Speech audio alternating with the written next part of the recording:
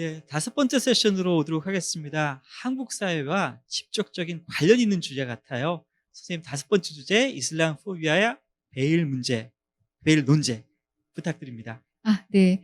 다섯 번째 주제입니다. 이슬람 포비아와 베일 논쟁인데요. 사실 이제 이 문제는 최근까지도 한국과는 별로 관계가 없는 것일까 이렇게 생각되었던 문제예요. 그런데 지금 사회자 선생님이 말씀하신 것처럼 2018년 5월 달에 예멘에서 난민들이 한 500여 명 정도가 제주도로 들어오게 되고, 그 과정에서 또 일부 페미니스트를 자처하는 분들이 여성의 안전이 문제가 된다라면서 예멘 난민들이 대부분이 남성이고 그 남성과 여성의 대결 구도를 이 이슬람 포비아와 연결시켜서 발언하는 그런 사건이 있었고, 또 뭐 상당수의 국민들이 국민청원을 통해서 난민을 받지 마라, 국민이 먼저다, 이런 얘기를 표출하기도 했었거든요. 그래서 갑자기 한국 사회가 이슬람과의 접촉이 그렇게 깊지 않음에도 불구하고 한국 안에도 이슬람 포비아라고 하는 게 일정 정도 있고 그것이 표출되는 계기가 됐다, 이렇게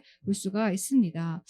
사실 지금 무슬림 인구는 전 세계 인구의 약 한 24% 되거든요. 상당히 많은 수고요. 무슬림도 사실 유대교도와 마찬가지로 종교적인 구분이죠. 종교적 구분이고, 역시 제가 만약에 무슬림을 개종한다면 무슬림이 되는 거예요. 하지만 거기에는 무슬림과, 즉 이슬람교와 민족적 정체성을 연결시키는 수많은 고리들이 있고, 그런 수많은 고리들의 뿌리는 유럽에 가장 가까운 타자, 유럽과 가장 가깝지만 항상 적대해왔던 역사가 있는 거죠. 십자군 전쟁 이런 예를 보듯이 유럽은 이슬람과 결코 이렇게 잘 지내왔던 적이 많지 않아요. 하지만 뭐 공존의 역사를 물론 찾을 수도 있지만 그렇게 유럽에 가까운 적으로 인식되어 왔던 곳이고, 그런 곳에서 그런 곳을 내 문화를 불편하게 여기는 거죠. 이슬람 문화를 계속해서 불편하게 여기는 이 그 서구의 인식은 뭐냐? 불편한 과거가 환기되는 거예요. 자꾸 그 트라우마가 다시 건드려지는 그런 부분이 있다 말씀을 드릴 수 있고, 이제 여기에서 제가 주목하고 싶은 것은 뭐 테러가 세계화되고 이슬람들이 테러를 하고 거기에 대해서 또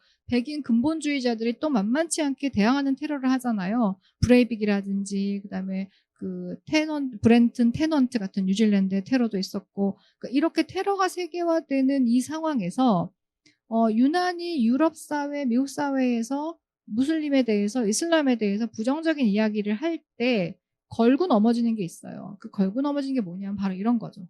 무슬림 여성들이 머리에 쓰고 옷에 입는 복장, 무슬림 여성들의 헤드스카프와 복장에 대해서 이런저런 얘기들을 막 하면서, 프랑스 같은 경우는 금지법이 있잖아요. 히잡을 금지하는 법이 있고 2011년에는 부르카를 금지하는 법을 제정했거든요. 그랬을 때 과연 이런 움직임들을 우리는 어떻게 봐야 될까? 그런 질문이 이제 지금 이 세션의 주제입니다. 사실 이제 유럽에서 니캅을 쓰거나 부르카를 쓴 여성을 만났을 때 처음에는 조금 낯설고 이상하게 생각되기도 해요. 그러나 니캅을 쓴 여성은 그래도 하루에 한두 명 정도 만나게 되는 것 같고요. 부르카는 그보다는 훨씬 빈도가 적거든요. 그런데 그 여성들에 대해서 유럽 사회, 미국 사회가 무엇을 말하는가를 잘 따져보면 이렇게 말하는 거예요. 여성에게 이런 소위 말하는 베일을 씌우는 여성들에게 쓰고 벗을 권리를 주지 않고 일방적으로 베일을 씌우는 이슬람의 문화는 야만적이다, 문명적이지 않다, 여성의 평등을 고려하지 않는 문화다, 여성 평등의 면에서 이슬람 사회는 훨씬 서구보다 못한 사회다라고 생각하는 거죠. 이 말이 100% 틀릴까요? 그렇진 않아요. 100% 틀리지 않습니다. 사우디아라비아 같은 경우는 2015년에 여성들이 지방선거 처음 참정권 하거든요. 그러니까 그 말은 완벽하게 틀리지 않아요. 그러나 완벽하게 맞지도 않습니다.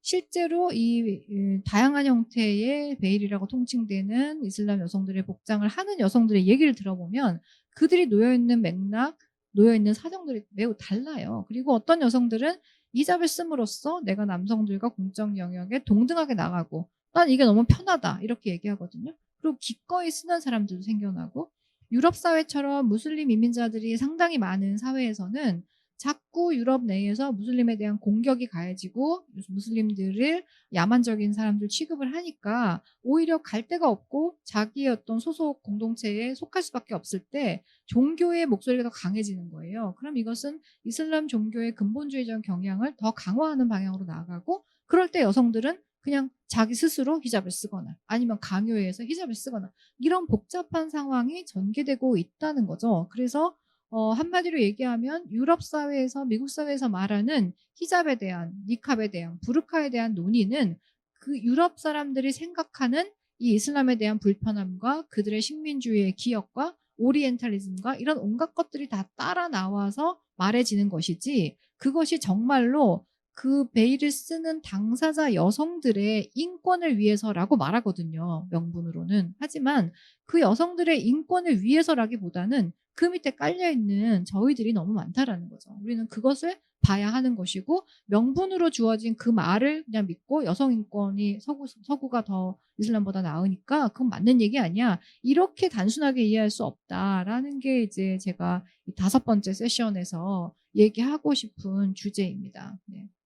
그래서 찬드라 모한티 같은 그 인도계 미국 페미니스트죠. 페미니스트는 이게 쓰냐 마냐가 그렇게 중요한 게 아니다. 쓰는 거나 벗는 거나 사실은 같은 걸 수 있다라는 거죠. 문제의 본질이 아니다. 그러니까 베일을 쓰냐 마냐가 중요한 게 아니라 베일을 통해서 어떤 담론이나 억압이 여성에게 가해지느냐, 아니면 거꾸로 베일을 씀으로써 여성들이 어떤 해방과 어떤 자유를 얻느냐, 이걸 보는 게 중요하다라는 거예요. 그럼 왜 이렇게 히잡을 문제 삼을까라고 하는 것은 식민주의의 기억이죠. 식민주의의 기억이고 무슬림 그 이슬람권을 식민화했던 오랜 역사의 기억.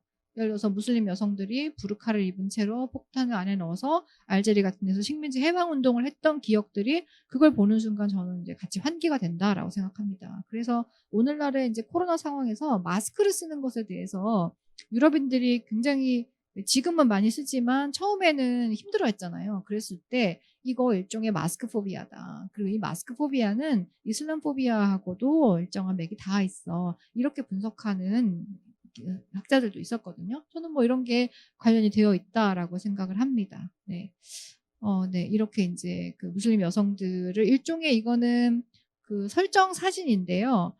가려진 여성의 몸에서 이 사진사, 백인 남성 사진사가 보고자 하는 거, 보고 싶어 하는 것을 이렇게 표현한 거죠. 이런 식의 그 사진과, 그리고 옆에 보시는 엽서들이 많이 유통이 되면서 무슬림 여성들에 대한 일정한 이미지, 오리엔탈리즘적이고 성적인 판타지가 가해진 그런 이미지가 계속해서 생산되고 유통되었던 것이죠. 네.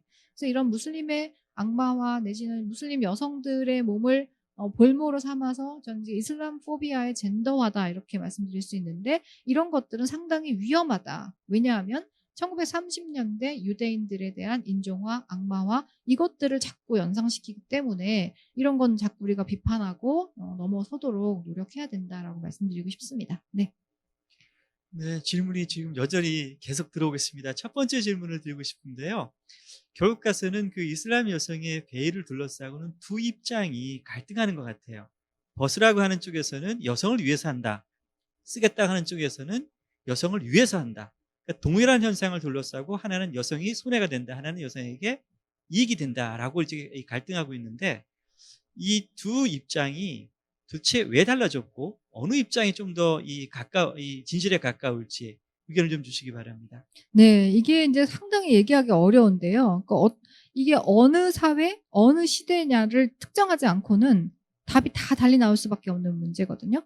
이게 히잡을 쓰는 것이 여성 억압이 되는 상황은 뭐냐면, 예를 들어서 식민지 시대에 전통 사회의 압력이 강하고, 그 전통 사회가 문명화하면서, 물론 식민지이긴 하지만 뭔가 여성들의 인권이 신장되어가는 과정에 있을 때 그 여성들이 나는 히잡을 벗겠소라고 하는데 쓰시오라고 하면서 안 쓰면 때리고 뭐 감옥에 넣고 하는 그런 상황이라면 이게 여성 억압적이 되는 거죠. 그런데 그런 상황이 아니라 예를 들어서 인도네시아의 무슬림 같은 경우는 그냥 히잡을 쓰는 건 나에게는 속옷을 입는 거랑 똑같은 의미를 갖는다. 이렇게 말하는 여성들에게 히잡이 과연 억압이냐라고 물으면 또 아니거든요. 그래서 여성 인권이라는 잣대, 그 여성 인권이라고 하는 기준의 선도 사실 되게 모호할 수 있거든요. 그러면 서구는 완전히 여성 인권이 뭐 만개한, 완전히 발달한 그런 사회인가요? 그렇게 말할 수도 없거든요. 다만 우리가 비판할 수 있는 것은 어떤 이슬람의 문화를 놓고 이슬람의 문화는 여성 인권에 반한다.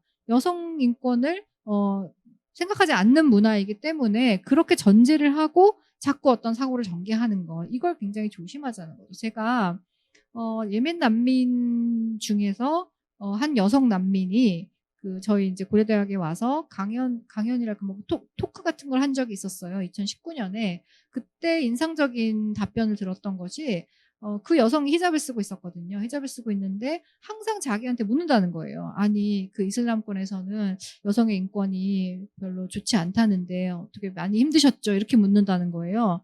막 화를 내면서 한국이나 큰 차이 없다. 여성 인권에 대한 질문을 왜 그렇게 나한테 하는지 모르겠다라고 얘기하거든요. 그러니까 여성들이 전반적으로 남성 중심 사회에서 놓여 있는 그런 상황과 크게 다르지 않은 것도 있고 매우 다른 것도 있다는 거죠. 이건 굉장히 맥락에 따라서 조심스럽게 얘기해야 되는 부분입니다. 네. 네, 그 선생님 책을 그 추천사를 쓴 학생이 이 공간에 들어왔네요. 김진주 학생이 들어왔습니다. 그래서 질문을 이렇게 해주셨어요. 모든 이슬람이 테러리스트는 아닙니다만 소수의 급진주의적 이슬람의 공격에서 온전히 자유롭지 않다는 점은 우리가 직시해야 될 현실입니다. 위험을 인지하고 벗어나려는 의지와 상충되는 잠재적 위험 인물에 대한 불안을 드러내지 말아야 한다면 그 당위성은 무엇을 근거로 설명을 되고 정당화될 수 있는지 궁금하다는 질문을 주셨습니다. 네, 그 추천 정말 감사드리고요. 그리고 전공에 굉장히 부합하는 질문, 구체적인 질문 해주신 것 같아요. 그러니까 무슬림이 모두 테러리스트다. 이렇게 말해서도 물론 안 되고, 기독교도가 모두 테러리스트다. 이것도 물론 아니잖아요. 그랬을 때, 사실 기독교 근본주의자건 무슬림이건 소수의 급진적인 분파에서 테러리스트가 사실은 나오는 건데, 이제 그 테러리스트를 단속하거나 혹은 그럴 위험이 있는 인물을 물론 가려내야죠. 그런 위험이 있는 인물을 그냥 방치했다가 테러가 일어나고 사람이 죽은 다음에는 어떻게 손쓸 수가 없는 거잖아요. 그럴 때 예방적인 조치로서 우리가 무언가를 감시하고 단속한다라고 할 때 그 뉴질랜드에서의 테러, 뉴질랜드에서 브렌튼 테넌트가 테러를 했잖아요. 그 테러의 움직임에 대해서 그 테러가 일어나고 나왔던 기사가 저는 생각이 나는데요. 굉장히 세게 비판하는 기사 중에 이런 게 있었어요. 뉴질랜드에서 마오리들의 분리주의 운동이나 혹은 무슬림들의 어떤 잠재적 테러리스트로 취급받는 무슬림들에게 감시를 하는 눈길과 똑같은 정도로만 백인 우월주의자들, 극단적인 백인 우월주의자들의 움직임을 감시했더라면, 그들이 무기를 어떻게 거래하고 어떻게 비밀 회합을 하고 이런 거 감시했더라면 테넌트의 이 테러 막을 수 있었다. 이런 얘기를 하고 있거든요. 그랬을 때 뭐 원론적이지만 얘기할 수 있는 거는 어떤 감시, 예방적 차원을 생각할 때 누구나 그럴 수 있다라는 가능성을 열어둬야지. 지금의 세계는 테러는 무조건 무슬림과 연결시키고 무슬림을 더 많이 감시한다는 거예요. 혹은 그 사회가 놓여있는 분리주의 운동에 사회의 어떤 통합을 해치는 그룹들을 더 감시하고, 이렇게 해서는 이 전체 사회, 전체 세계가 테러의 세계화에서 빠져나올 수 없다라는 지적을 할 수 있을 것 같습니다. 예, 김민성 님이 주신 질문입니다. 서구에서 히잡을 공격하는 것은 명예살인 등 이슬람권에서 있는 여러 가지 반인륜적 쟁점에 대한 표상을 공격하는 행위라고 생각합니다. 이런 부분에 대해서 어떻게 생각하시는지 궁금하다는 의견을 주셨습니다. 네, 이 부분도 되게 미묘한 문제죠. 물론 맞습니다. 이슬람권에 명예살인이 있는 거 맞고요. 또 명예살인도 있고 강제 결혼도 있어요. 너무 어린 나이에 강제로 미성년자를 결혼시키는 거죠. 그러니까 이런 거 모두 다 반인륜적인 행위이고, 그런 행위들에 대한 그 인식과 그리고 처벌과 이런 게 물론 필요해요. 그런데 한 가지 또 따져봐야 될 것은 서구의 미디어들이나 아니면 뭐 이제 이런 그 서구의 그 학계에서 지나치게 명예살인이라는 말을 무슬림 정권에서 뭔가 살인이 일어나면 이것을 너무 쉽게 명예살인으로 연결시킨다라는 거예요. 물론 명예살인이 있어요. 없다라고 하는 얘기가 아니라 어떤 사건이 명예살인인지 아닌지는 굉장히 조심스럽게 많이 따져봐야 되는 얘기거든요. 그런데 무슬림권에서 뭔가 그런 정황상 드러나는 사건에 대해서 너무 쉽게 명예살인이라고 하고 이것은 무슬림의 문화가 갖고 있는 문제야라고 했을 때 정말 그런가라고 하는 질문을 할 수 있다는 거예요. 그러니까 조금 약간 극단적인 비유를 들자면 예를 들어서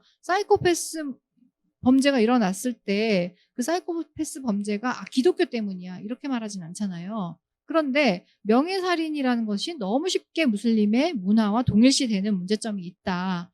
물론 명예살인이라는 게 그 문화에 있고 그래서 히잡이라는 것이 그것의 어떤 표상이 되고 그런 면이 있죠. 네. 하지만 더 들여다봐야 된다는 겁니다. 구체적으로. 그렇지 않은 경우들이 있거든요.